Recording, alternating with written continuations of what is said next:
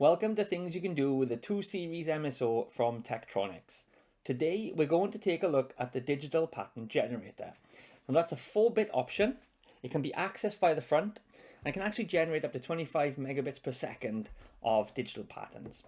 So to do that, I've actually going to connect it up to a logic probe going back into the 2 Series. I'll bring up those channels. I've already pre-configured them, so D8 to D11. And I'll also bring up the pattern generator option. So it's at the front again, next to the AFG. Here's the various options. You can have them toggling from 0 to 1. You can set it permanently low, permanently high, or even high impedance.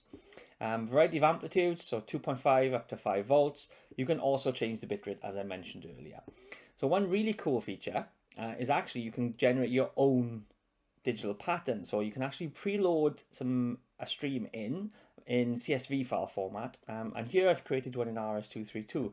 So if I just press the continuous button, you can see here that I've got like a regular clock at D11, and I've also got the RS-232 pattern on D8.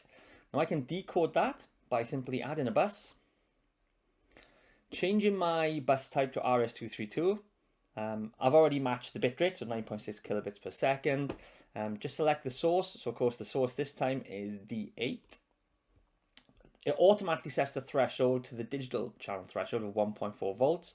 And as you can see, it's already started decoding. So if I was to change that to ASCII format and bring the bus on, if I just capture a little bit more information, open the capture window up. So earlier on, I wrote TEK into a CSV file in RS-232 format. And as you can see, the 2 Series is decoding that perfectly well in ASCII format. So another really cool feature of the 2 Series MSO from Tektronix.